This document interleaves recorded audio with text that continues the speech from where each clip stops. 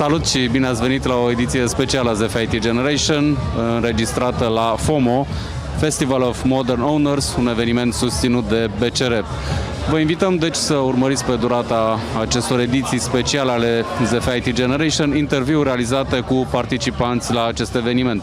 Este vorba de speakeri internaționali, fondatori de companii, antreprenori, investitori. Vă invităm deci să le urmăriți în continuare. Discutăm cu Cătălin Lupoaie. Cătălin, spune-ne ce faci la BCR. Salut Adrian, sunt B2B Marketing Manager, mă ocup de proiectele noastre pentru antreprenori, începând de la startup-uri până la companii mari.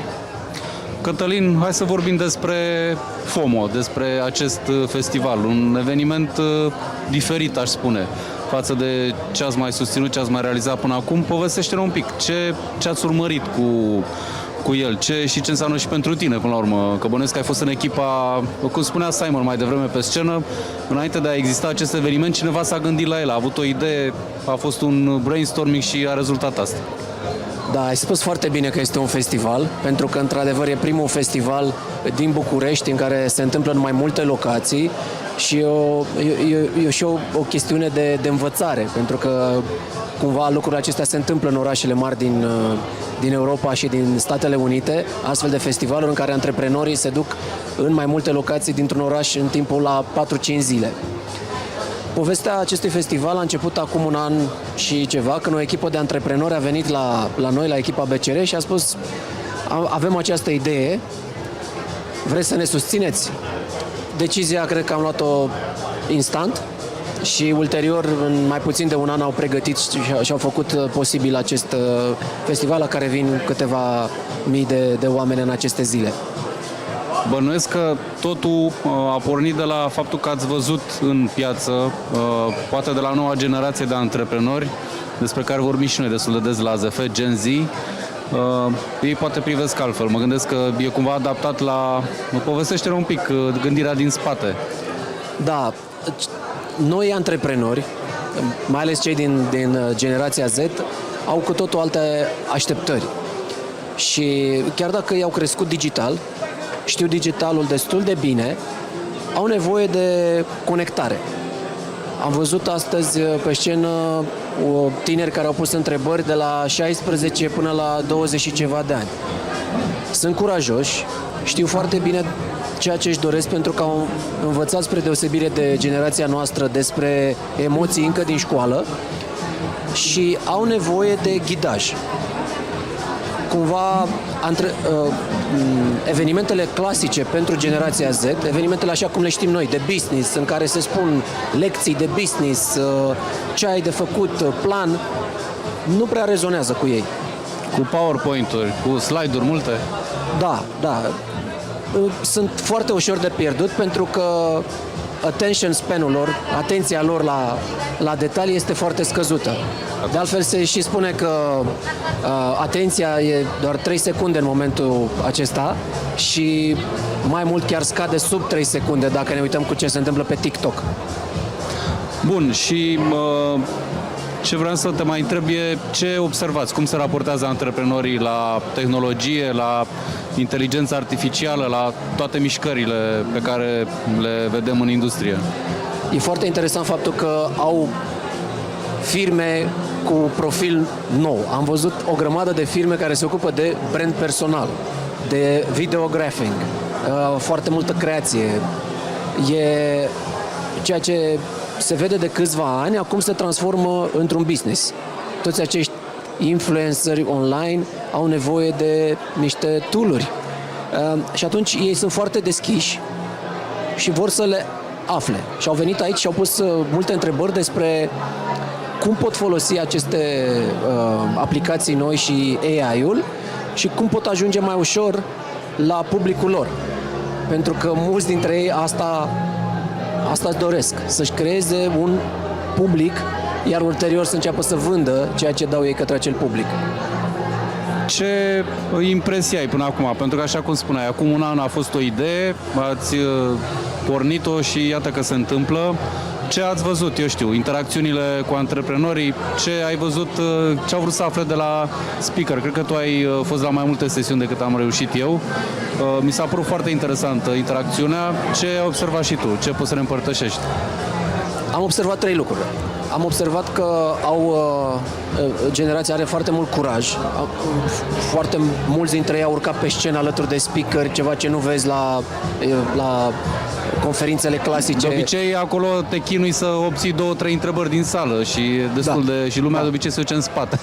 Au curaj, au curiozitate și sunt așa într-o perpetuă căutare de informații. Și cumva cam astea sunt și ingredientele unui antreprenor. Dacă ne uităm la Daniel Dineș sau alți antreprenori care au reușit, cumva de acolo au pornit. Da? Curaj, curiozitate și nevoia aceasta de învățare continuă. Iar eu sunt foarte optimist. Avem aici colegi din echipele noastre BCR, manageri de relații, care au avut sute de conversații în aceste zile, iar reacțiile lor sunt: oamenii aceștia sunt minunați, nu am mai făcut schimb de cărți de vizită, direct pe telefon, am avut conversații în care tinerii antreprenori spuneau: eu n-am timp să vin la bancă, dar uite, faptul că voi sunteți aici și pot să port o conversație cu voi mă ajută. Și astfel, cred că și noi, ca industrie, mă refer la toată industria bancară, trebuie să ieșim, să îi întâlnim pe acești oameni și să nu mai așteptăm în sucursale sau să... Pentru că acum, ceea ce noi am făcut la BCR, prin digitalizarea interacțiunii cu antreprenorii și cu persoanele fizice, am creat mai mult timp pentru colegii noștri ca să aibă astfel de conversații legate de business plan, de discuții autentice despre nevoile lor. Și asta e un mare pas înainte. Acum câțiva ani n-am fi putut vorbi despre așa ceva. Corect. Spre viitor, dacă ne uităm, ce aveți în agenda? Va fi FOMO ediția a doua la anul, mă gândesc? În mod cert, cred că în orice încercare de genul ăsta, prima ediție setează așteptările pentru următoarea.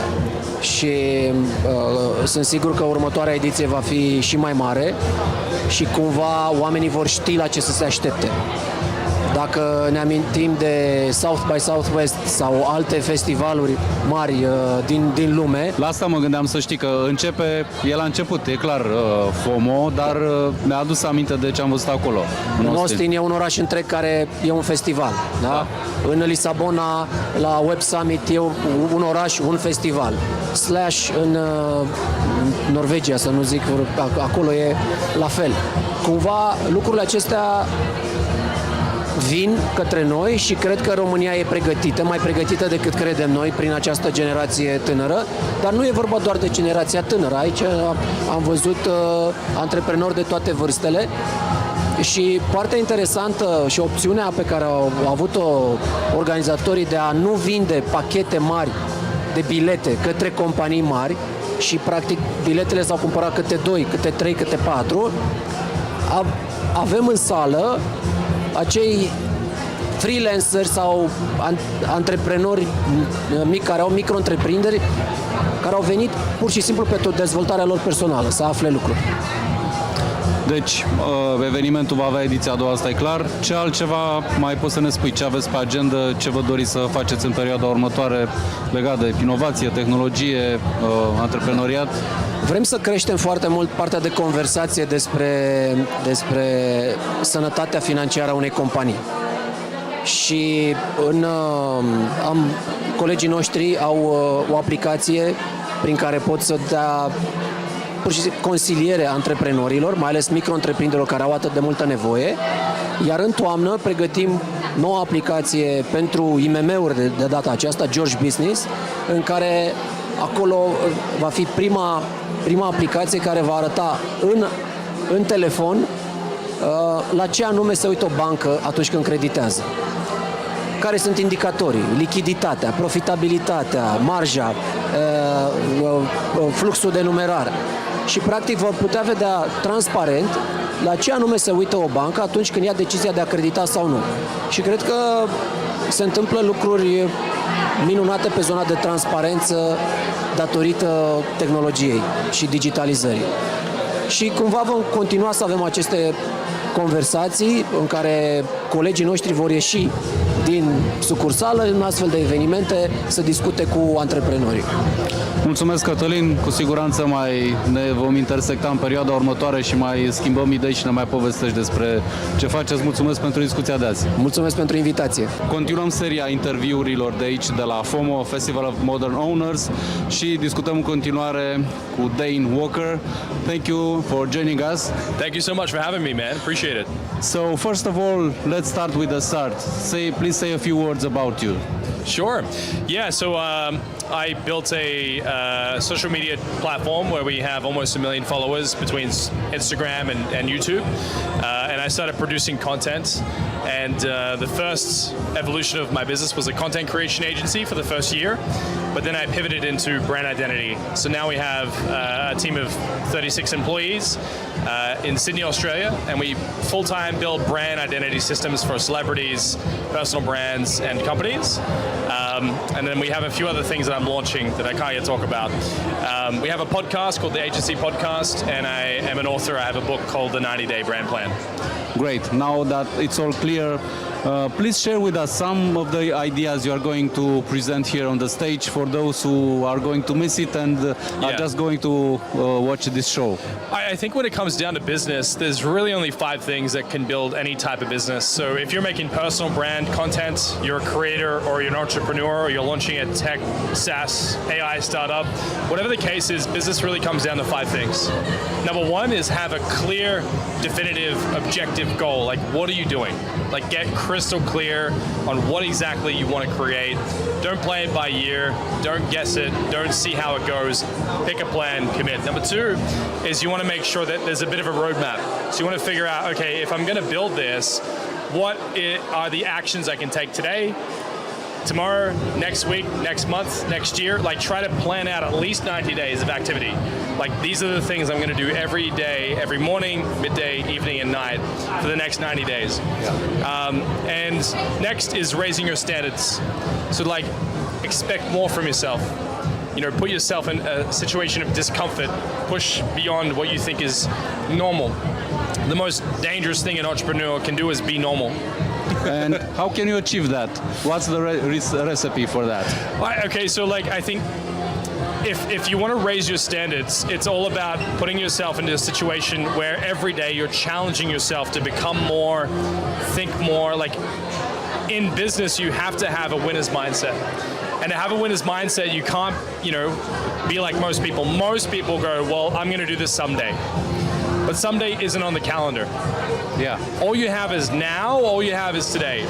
And to take responsibility for your actions is like the most important thing. Because if you're not in a position that you want to be in right now and you want to do something about it, you have to realize that your decisions led you to this point. And if you want to take your business to the next level, you have to change how you make decisions. And typically what people do is they negotiate with themselves. I'll do it later. Not right now. It's not the perfect condition to get started. Sounds familiar, yeah. You have to make sure that as an entrepreneur, it's not about conditions. It's not about when you're ready. It's about now. Action right now. Like, what can you do in this moment? What can you do in the next day? What can you do between what you're doing right now and this evening? And next is about, okay, once you raise your standards of expecting more from yourself, next is you have to have the discipline to follow through. So like, if you have goals and you want to get to success, the bridge between goals and success and results is discipline. Not emotion, not feelings, right? So many entrepreneurs wait at the very beginning when they're new. They wait till it feels good to do the action. You can't grow a business based on how you feel in a given moment. The only way to get confident doing anything in business is to make action, to take action, to get aggressive with how much you output every single day. So You know, most people are okay and comfortable playing it normal, playing it average. And I think if you can get your mind into a place where you're like massive action, attack the day with everything you've got at every given moment, you'll start to create momentum. And when you have momentum, you can keep it. It's really hard to get momentum, and it's really easy to lose it. So you have to attack the day, you have to be consistent, and to do that you need to be disciplined. So emotion, you can't wait till you feel good. You do the activity, you take action, then you'll feel good afterwards. Yeah. Right? Emotion comes from motion. So if you're in motion and you're doing the right stuff, you'll start to feel good about it. And lastly, is you have to realize that everything's your fault. Everything's your fault. Right? Damn. So the reason you're here in this chair is because of the actions and the decisions you've made up until this moment. And it's like, if you're not where you want to be in life right now, it's because you haven't taken full responsibility. So if you look at your life right now and you're like, everything's broken, nothing's working, and if you look at a steaming pile of mess of your life right now and you go, I really hate where my life is at. I hate my boss, I hate my job, I hate my debt, I hate my situation, everything's stressful, the government this, political that. When you're stuck in that state, it's disempowering. But if you can look at your life and go, everything in my life I created. Everything in my life, I am the reason it exists. When you take full responsibility for that, you get all your power back. When you get all your power back, you can do something about it. Because if you realize your life sucks because of your own actions, then you're at fault. And when you really start to remove yourself from blaming others and instead blame yourself, it sounds like it's a disempowering thing. It's actually a real franchising thing where you're like, fuck, if I can create all of that mess and I'm the reason for that, I can undo it. then I can undo it. I can do something else. Okay, so bad news is it's not simple. You have to do it yourself. You have to do it yourself. Like, no one's going to come and save you. Like, one of my great favorite quotes of Mel Robbins is like, no one's going to save you. Like, Yeah. It's you. It's your job, your duty, your obligation, your responsibility to do something about the situation you're in. Because even to have the mindset of like, I hope someone else would come do this for me. Like, are you doing that for others? Like, don't externalize your problems, internalize them and go, I am at fault. And if you're at fault, you can also be at cause. So become the cause that creates the effect on the life that you want. You want a different life? You want to affect your life to be different? Be the cause that creates that effect. Thank you for that. Now, let me ask you, you help a lot of companies, you have a lot of public figures. Are there any common mistakes that you see in this era that we are in at this point? So what kind of a piece of advice could you share? I think the biggest mistake people are making right now is procrastination. They're negotiating with themselves. I'm going to see where AI goes first. I'm going to wait to see what other people do with it. I'm going to wait because the algorithm's not good. Meta ads aren't performing. I'm going to take my money out. Like, any form of procrastination right now is the largest danger of anyone's business. Right now, while the market's shrinking, you need to expand, right? Because your business is either growing or falling backwards. You're either moving forward or you're moving backwards, period. There's no way to balance a business. So I think if you're spending days or weeks or months to make one decision, that procrastination could be costing you millions of dollars. Like, if you're not going to have any new information in a week or a month, make the decision now. Like, what are you waiting for? You want to think about it? Are you going to have new information in a week? No. Well, then make the decision right now. But I don't know which one's the right decision. Doesn't matter. Make a decision now. Take the next step, take the next step, take the next step. So by Friday, you've made 400 decisions rather than waiting 3 months to make one. The people I've met, the people that are struggling, that are in debt, that are really behind, they spend weeks, if not months, to make one decision. The millionaires I've met take 2 or 3 days to make decisions.